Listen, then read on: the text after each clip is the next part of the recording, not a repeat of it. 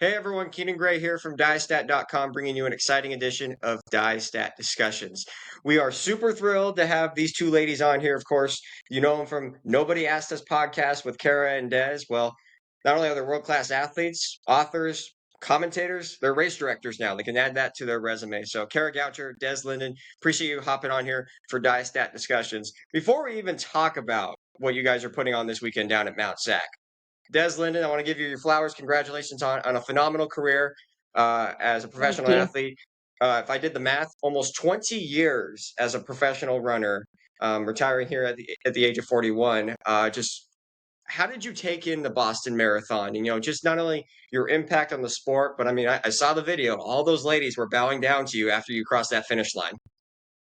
Yeah, I'll first of all, thanks for having us because I'm not sure if it is a pleasure. This is take three. I'm just going to put that out there for the audience. They love that behind the scenes disaster note. So this is take three. We're going to make it happen this time. I hope that by the end you appreciate having us. And thank you for the kind words. Boston was so much fun. It was really hard. From an emotional standpoint, but just going there and being like, hey, I'm here to race and treat this as business as usual is kind of the mentality. And had a lot of fun with that. And now left with the aftermath on the other side, but that's a different conversation. I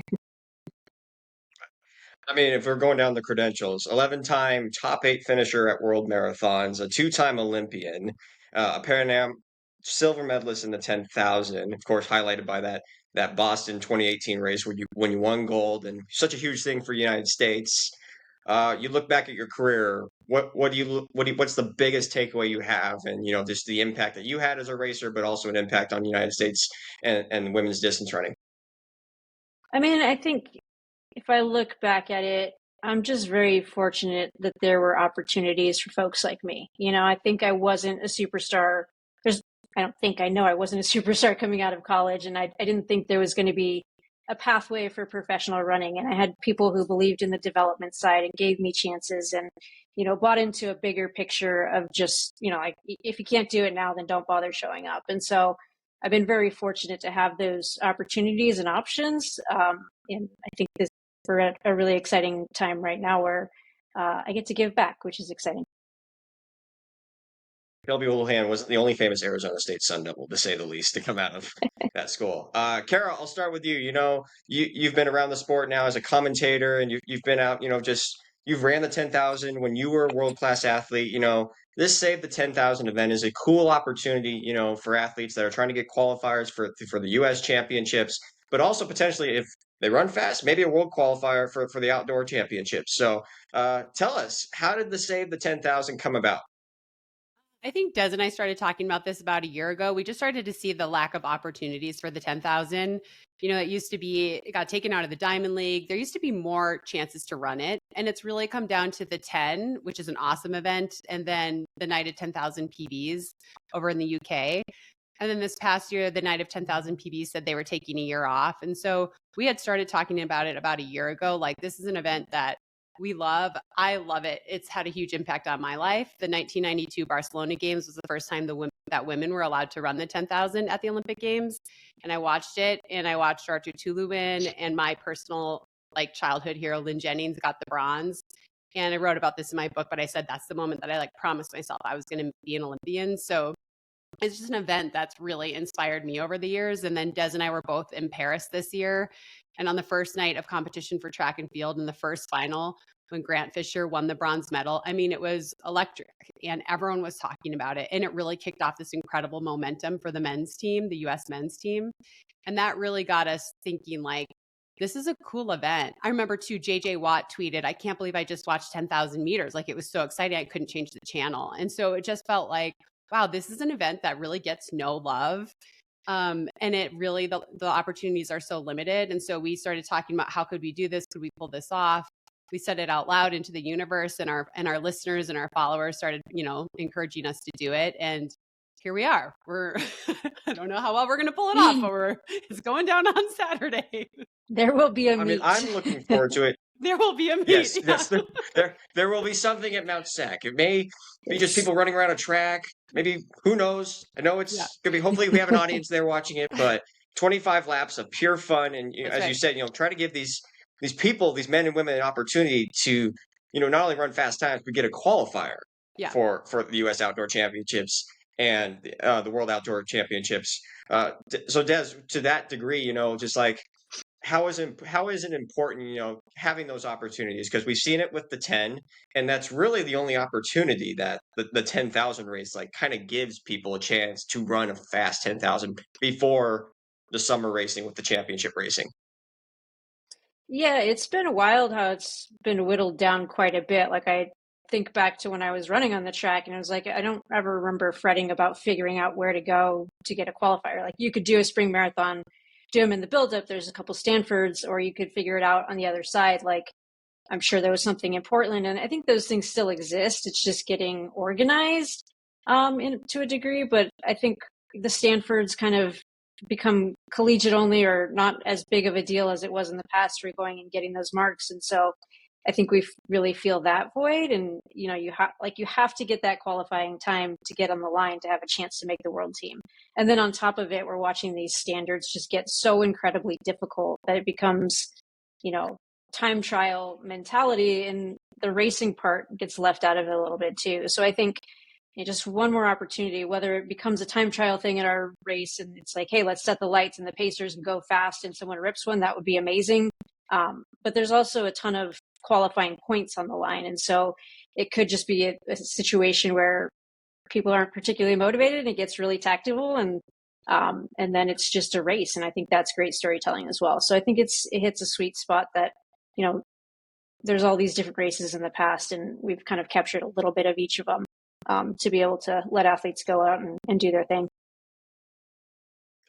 One of the things that I, just watching the 10,000 within the last year, I go back to the Prefontaine Classic when Beatrice Chebet, broke the world record, set a new standard for the women's 10,000. And to your point, Kara, Grant Fisher getting bronze for the United States, kind of just create this electricity within the United States distance running. Going back to that Prefontaine Classic with Beatrice Chebet, what are you guys' thoughts on what she was able to accomplish, and also what she's kind of just been able to accomplish within, the last couple of years? Yeah, well, I was on the call for that race, and it just kind of felt like, what are we watching, And I kind of feel like that's how the sport is just evolving. So it's just so intense, right? Like I never thought I'd see a woman run under 20 minutes. I mean, like, what are we talking about here, But, so it's like hard to contextualize and it's hard to describe that to the people watching, but it's just showing, I think the sport is just moving in this crazy direction. But I think those times are really exciting, and it blows my mind, and it makes me excited to be alive and watch all these performances happen. But sometimes when we have these performances that are just so fast, as Des said, the world standard and the Olympic standard have gotten so hard that I think it starts to discourage other people, because if you can't get into the few couple opportunities that there are, like if you aren't a 29, 30 woman, then you can't get into the Prefontaine race. And then it just sort of like excludes all these people. Like my first 10,000 was nothing special. I actually walked because I went out way too hard. And like I ended up being a world silver medalist. So like you have to have these opportunities along the way to get the next Beatrice Chebet. But I'll let Des chime in with what she thought. Basically, I remember saying, like, I don't even know how to describe to people how incredibly fast and like mind-blowing this performance is. Like I can't even contextualize it. Yeah, I mean, I think there's been a number of performances on this side of Super Shoes where it like blows your mind, and then you're like, just forget everything which is kind of a cool space to be in, because it's not like, oh, like maybe they'll chip off a few seconds here or there, or you like every time you get a really good field together and they line up, you could see something you didn't even believe is possible, and that's just kind of exciting. But the other side of it is there's always racing too, and so I think it's just two ways to appreciate the event. Well, and I kind of, throw everything out the door when it comes to Super Shoes, and because track and field is not the only sport when it comes to, involving, there's this new technology. I mean, you got football now wearing these guardian caps. You got basketball, uh, guys shooting from and women shooting from almost half court. So it's not like, this is anything new we haven't seen. It's just track and field now is, I'm not saying it was a little bit behind, but now it's starting to pick up a little bit on this new technology. So I've been blessed to seen a lot of really cool things within the last 2 years or so, and especially just recently with a high schooler and Jane Hendegren breaking 15 minutes for the first time in the 5K. Just your guys' thoughts on seeing a high schooler, someone who's 18 years old, finally doing something that not a lot of high school boys can do. Well, Jane is an exceptional athlete. I mean, I've heard about her for years. She had a couple seasons that she missed due to injury, but just like the way she holds herself and the way she runs, you can just see that she's someone special. The way she ran NXN, like she didn't even look like she was running hard, and she had opened up a 30-second lead by, not even halfway. So I think she's just an exceptional athlete in general, and I think that her parents have her train very well and understand the sport very well. And I think it's going to be exciting to see what happens as she moves forward. I do think there's been this, kind of in our sport, which is, it's kind of like, it's good and bad. We've kind of become obsessed with times. And I wonder long term what that's going to do to our sport. Like, we can't always be PRing and setting national records, but we are definitely in this time, like Des said earlier, with the advancement of technology and just athletes training harder and smarter at a younger age. We are kind of in this era where it's like you just have to remove everything that you thought was possible, because you're just seeing times from high school kids that are just mind-blowing. But I think Jane Hendrickson is one of those athletes that is just a special athlete. And I think she has all the tools and she has the right people around her. And there's like nothing she can't do. Like I joked with Paul Swangard about inviting her to save the 10,000. I was like, what could she do in a 10,000 right now? I don't think it's like, like as a high schooler, that's probably not good. But I was like, she probably could run really fast. I mean, she probably would run under 31 minutes. So, I mean, I don't know. She's pretty much a superstar. Those are your thoughts? Yeah, I mean, I'll agree with Kara across the board there, but I think what's really exciting is just seeing folks run like without any fear. There's like this fearlessness to go and attack races, and like the clock can be intimidating and those times can be intimidating, but you're seeing more people just turn their brain off to it and see what's possible. Like I think that 15-minute barrier in my day, like for any elite professionals, like that was intimidating. And if you were going to try and push the envelope and see if you could break, like you could, paralysis by analysis during the race, because just these numbers are scary. And you just don't see that anymore, which is really cool that that's not a barrier. That's not a block, a mental block for folks. And I think she's a prime example of like 15 minutes. What? Who cares? Like, I'm just going to go run as fast as I can. And that's really cool to see. I've had a conversation with my own mom, who was a collegiate runner in her day, and I'm just like, wow, like you, and like no disrespect, I was like, wow, your times were very slow. And I'm like, well, she was like, no, they were fast. We just didn't have the technology that these ladies have today. Like, could you imagine if if both you and Kara had the technology that these high school athletes, these collegiate athletes, could we see an American get pretty damn close to running under 30 minutes, maybe 10 years ago or something like that? I have no idea, but a woman can dream. A fan of the track and field of the sport can dream. So I'm just curious, as this sport continues to evolve, like what other barriers continue to be broken. But kind of circling back to what you kind of said, Kara, like everyone in this day and age is trying to run certain fast times, and you're like, no, just go out there and race. Well, this 10,000 is kind of like, no, you need to run a certain time to get this qualifier for this meet. So just to remind folks out there, what is the standards that these men and women need to hit in order to qualify for their respective national championships or the outdoor championships? For the USATF championship, it's 31:30 for women and it's 28:20 for men. But remember, it's a descending order list. So that's an automatic entry, but they will fill the field. And so we have, I've had a lot of women reach out to me who are going to be racing on Saturday who, they're shooting for more like 32:20 because that's gotten in the past. And so we will have lights set at those paces as well. One of the things that Des and I, of course, we want all the heavy hitters, and of course we wanted full fields, but it's our first year. And it's just become really important that everyone that comes gets what they need. Like they're coming out here, and the whole reason we're doing this is to get people what they need. And so we're really trying to work with a lot of different athletes and provide a lot of different pacing. We have some men that are trying to run under 28 minutes. We have some men that are trying to run under 29 minutes, and we're trying to serve everybody in between. Anything out on that, Des? I mean, I think we're excited about people who want to be out there. Like when you Yeah. know that these opportunities are rare and that like the 10 probably couldn't fit you in, and later it starts to not work with your schedule and you have this opportunity, you just want to see people make the most of it. And so I think we're doing our best to make sure we can accommodate those folks and make sure they have a great experience and that they go next year like, please do that again. This was awesome. It really helped me achieve something in the 10,000 meters, or maybe catapulted my track career. It opened a door that I didn't thought I had the possibility to open. And so we're excited about those people. And we just want to make sure they walk away. If you want to be there and you're on the line, like we want to make sure it's the best experience possible for them.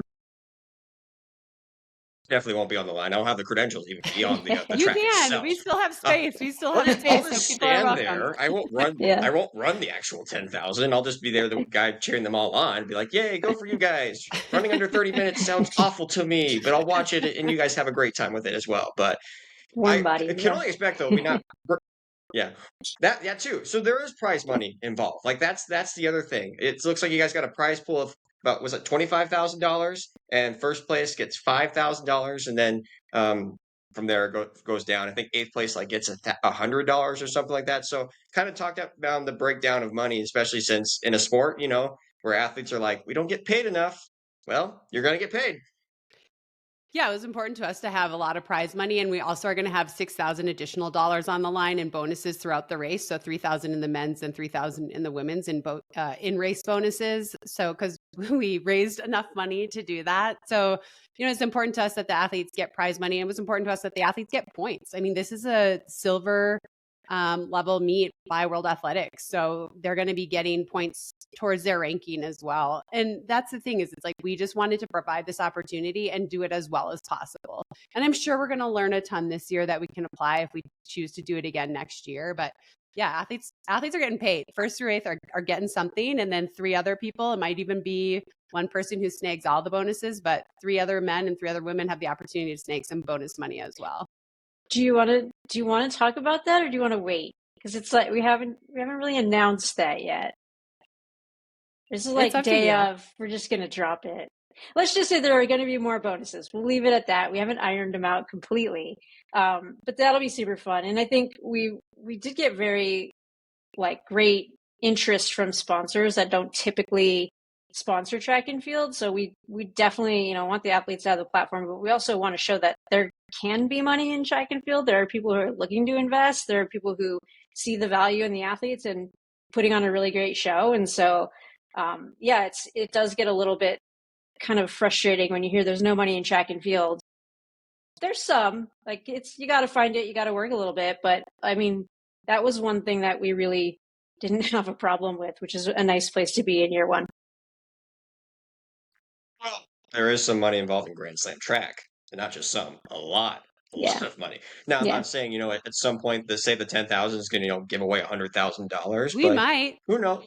It might. Who knows? If you get more sponsors in the future, hey, I'm willing to put down $20 for you guys and chip in and help with this. Yeah, I mean, look, Des and I, just to be clear, we're not making a dime off of this. This was always about the athletes, and that's why we fundraised more money than we expected. That's why we're putting in these bonuses and stuff like that. So we would love to continue to do this and pay athletes. And there is no 10,000 in Grand Slam. So this is a unique opportunity for 10,000 meter athletes specifically.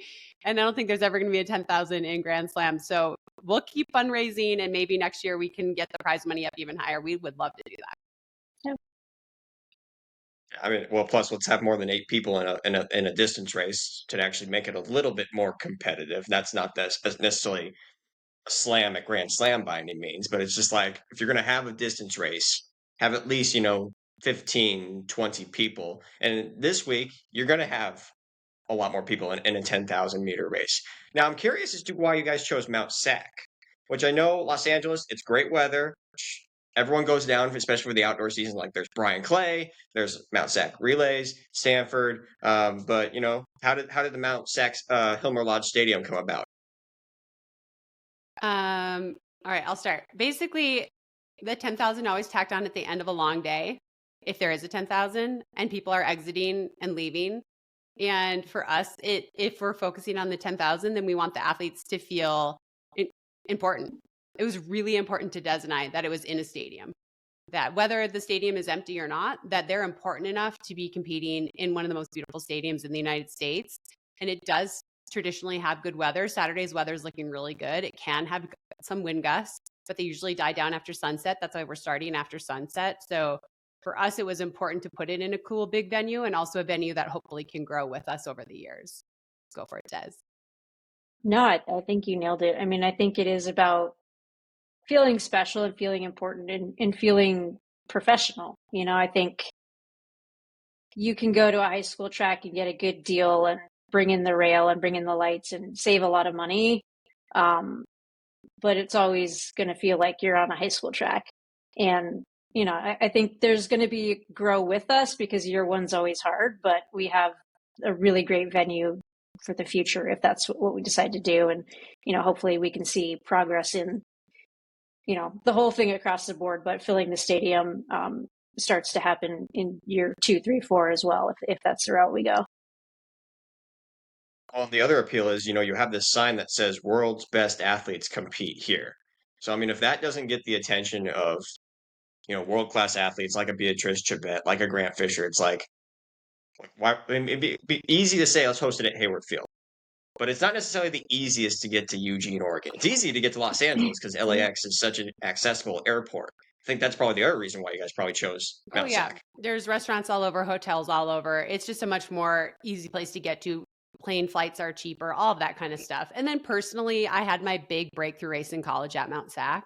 So it's always been a venue that I love to go to. And my second ever race call was at Mount Sac as well for NBC. So I just really like the venue. I like the people that work there. I like they're just super passionate about track and field. And, they were super excited about us wanting to come there. So I feel like it's a win-win. As Des said, it's professional. You're competing in a stadium because you are a professional athlete, and that's the event that we're trying to put on. One of the things I am curious, though, both you guys are so passionate about the 10,000. What's your most memorable 10,000 meter race that you've both have ever competed in? I'll go first because I feel like Kara's got the better answer here. Kara's very passionate about the 10,000. I tolerate it. I think it's okay. It was fun to watch. I've watched a lot of really great ones, and I think that there's good storytelling. I think that there's like the perfect length of time to really get into the stories and get into the tactics, and you can kind of hit on a lot of different things. So I think it's a great event for TV or for a broadcast. As far as running it, I don't have many memorable experiences. I was 4th at the U.S. Championships in Eugene. I think it was in 2011. I think I ran probably the fastest American time ever to not make a team. So that's a fun stat. Like I hit the standard, but like I think I was just off the team.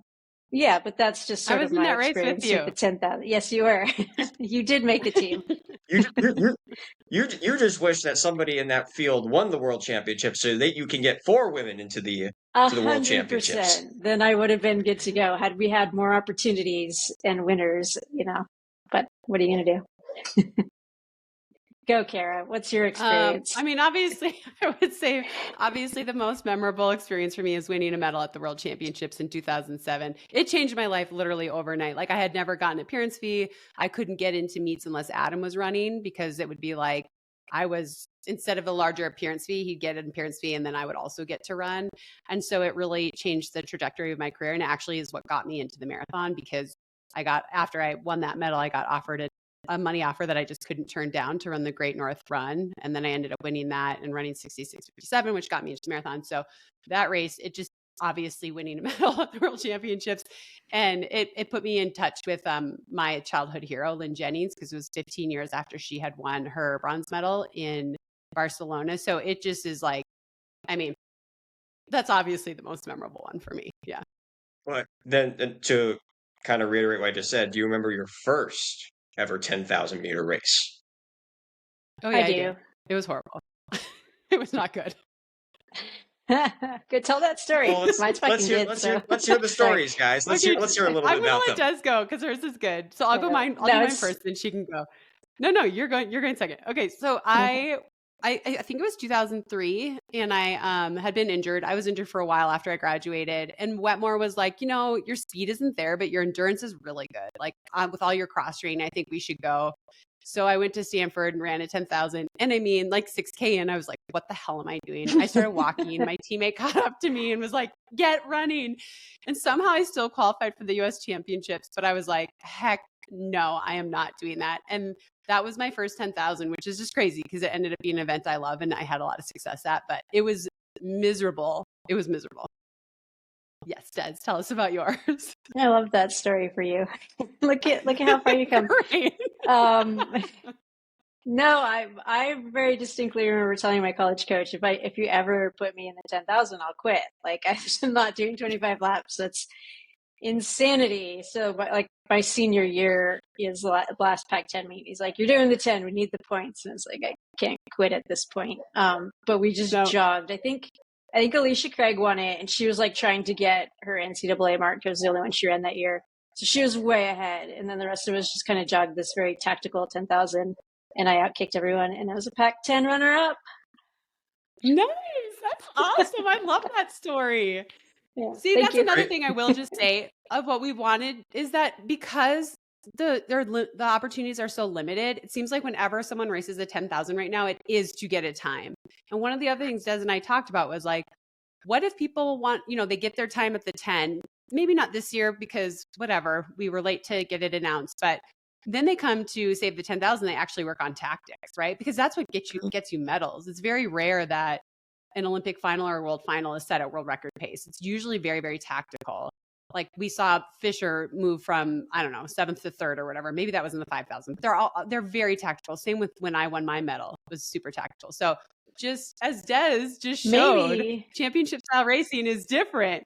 Maybe there'll be tactical bonuses. Maybe there'll be tactical bonuses. Question is, where was that Pac-10 race at? That's a great question. I don't remember. It was back when it was Pac-10. This is forever ago. I know. Well, silly me, I was going to say, what about Pac-12? Colorado was like, no, Boulder was not even in the mix. They're in the Big 12. Big 12.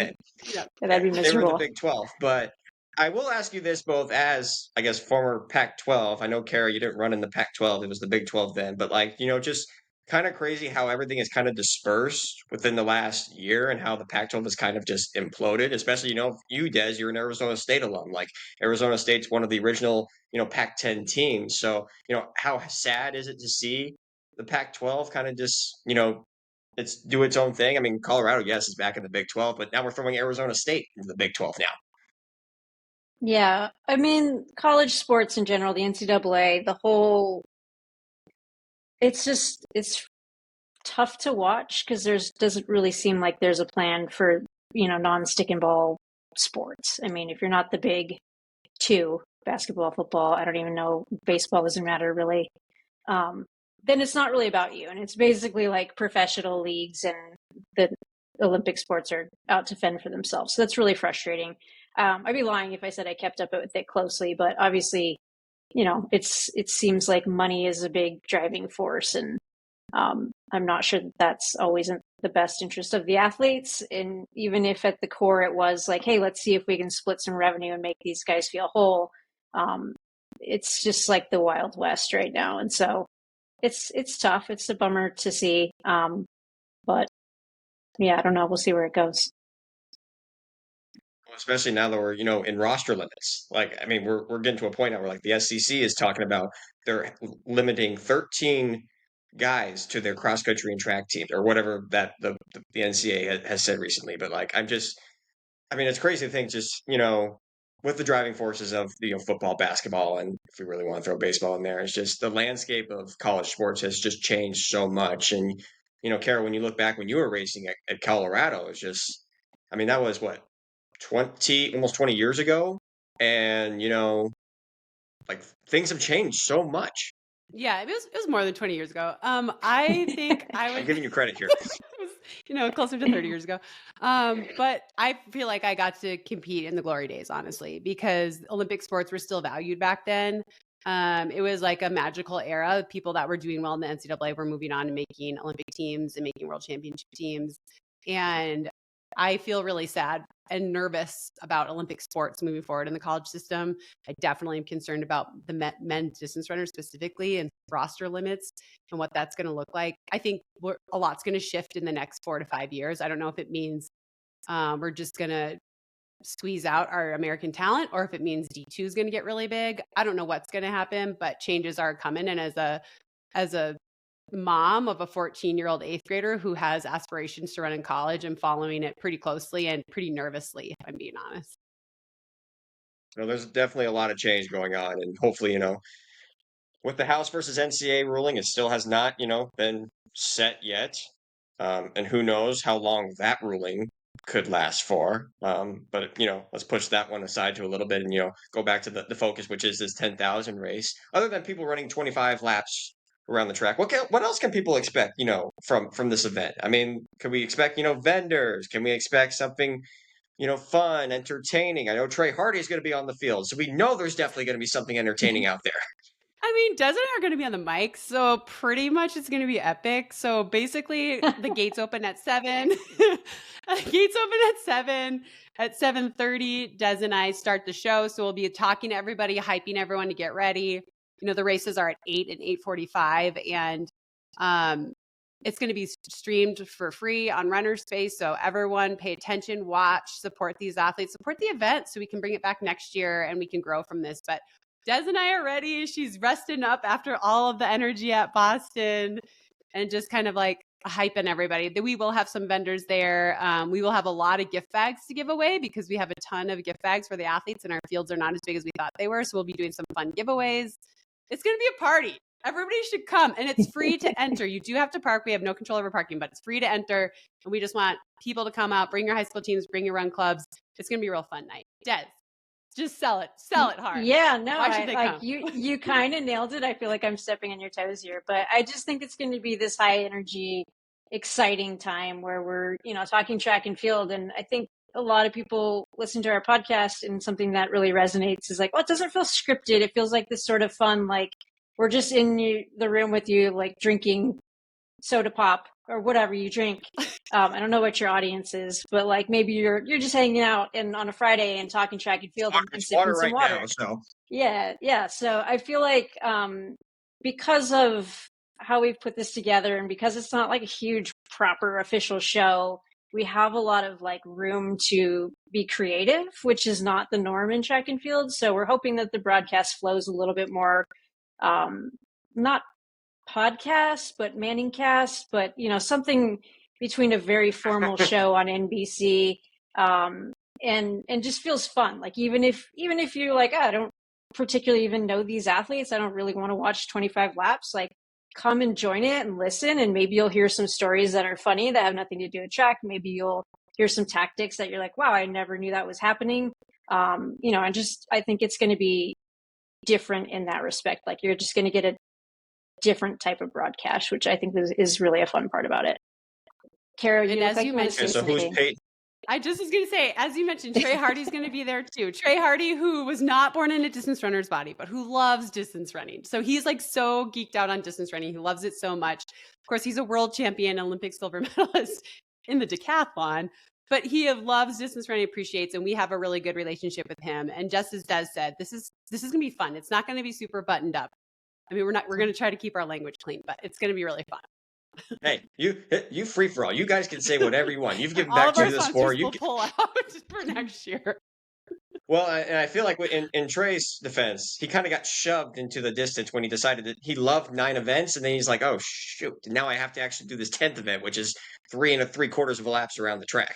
Yeah, honestly, probably that 1500 felt like a 10K because of everything he had already done. So he's actually a great person to be on the call with us.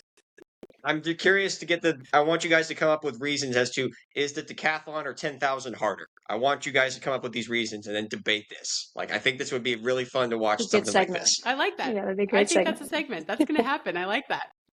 Yeah. Well, I mean, granted, there's no pole vault involved in the 10,000, but still, as Des has pointed out many times and has voiced her opinion about wanting not to race the 10,000, 25 laps is a lot around a track.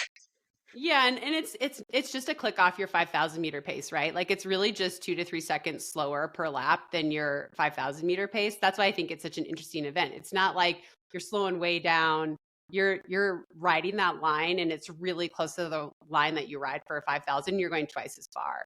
So it takes it takes a really mentally strong and tough athlete to want to do it and to do it well. That's not me. Like I said, I'll be watching from the sideline and cheering everybody on and be like, "Woo, you guys go run those laps and do everything." I just want to wait for the day when they introduce it for indoor and you have to do 50 laps around the 200 meter bank track. So even I don't think that's a good idea. one last thing I do want to ask you guys, actually two more things. But you did mention the Manning cast. Who's Peyton and who's Eli? I'll let Des decide because Manning cast is her thing. She loves it. Yeah, I don't even know. I feel like we're not really Mannings, but I would probably give myself Peyton.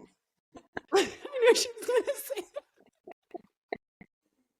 that. I'm fine with it. I'm fine with it. You're just so. I'll say this: Eli's got two. Well, they both have Super Bowl rings, and one's beaten Tom Brady more than the other. So take that as you will. Just anti-Eli. It has nothing to do with their personalities. As a San Diegan, a lot. San Diego, you can't be proud of Eli. I can't stand him. Well, I'm sure you're also then against the Los Angeles Chargers as well. Absolutely. Sort of. Eventually. Awesome. Yeah. Anything else we can expect, this weekend? As you said, it's just going to be a fun environment. People just trying to, run fast, like have a great time, and just something unique, to keep growing this particular event. Because I know, at least for myself, watching Grant Fisher in that 10,000 last year, and totally unbiased being an American, I was off my butt on the couch, jumping up and down and screaming at the TV watching that. And I could hear Kara's emotions watching that race. Again, we were probably a little bit unbiased. We're supposed to be biased journalists, but like at the end of the day, we are humans and we love seeing people thriving. So anything else that you guys want to add before we close things off here? I love you brought up Grant again. I was totally biased. I started crying on air, so that's cool. But for me, it reminded me of the Lynn Jennings moment. And so I think what we're just trying to do is you never know who that next Lynn Jennings or that next Grant Fisher or that next Shalane Flanagan, whoever it is. And we're just trying to celebrate this event, celebrate these athletes who are working so hard, and maybe inspire the next, Des Linden, whoever. Like that's what we're trying to do. Like we want to keep this event alive. We want people to care. So please watch it and celebrate with us and laugh with us. And it's free. It's free. Just open it up. It's free. Thank you to our friends at Brooks. Yes. Thank you to Brooks. Exactly. Des, what else can you say? Yeah, I think that you really touched on the athlete part, but I think for the viewers and the fans, like we have so many folks that know us from the roads and from the marathon and from being, participants in that big pack. And so watching a 10K on the track where it feels exclusive, one might say elitist, just come watch it, tune in, and like we want to make it exciting and fun and interesting. And maybe there's something that you didn't think was for you. You thought, I'm just a participant. They're the professionals. But I think you'll tune in and you'll realize like it's the same for us. It's right foot, left foot, repeat. Join the broadcast to like watch it and become a track fan if you're not already.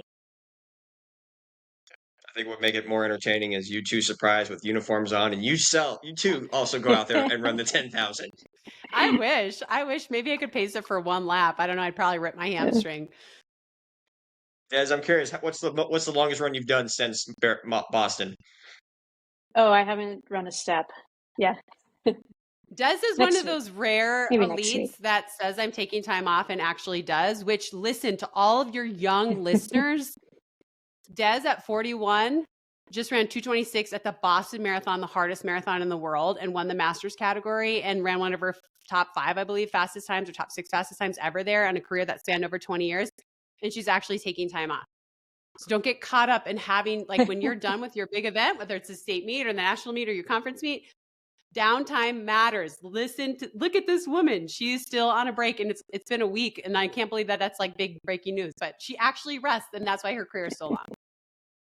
See, I like food and beverages, and I can't afford to not do exercises because if I don't, then well, the lbs go up on my end. So, ladies, really appreciate your time hopping on here. I'm excited for myself to go down to Mount Sac this weekend and witness this inaugural event. I feel like I've seen a lot of it, like inaugural stuff, like I said, with the World Shot Put Series last week, which was, I hope you guys watched it, was so epic. And something that field events really, really needed. So, but as you said, an event like the 10,000, that needs something attention. This is a perfect opportunity this weekend. So I applaud you ladies for setting this up. And like I said, I can't wait to witness it in person. So like I said, Kara Goucher, Des Linden, of course, you can check their podcast. Nobody Asked Us with Kara and Des. Really appreciate your time, guys. Best of luck this weekend as race directors, and hopefully this is just the start of something special here in the future. Thanks so much. We appreciate you having us.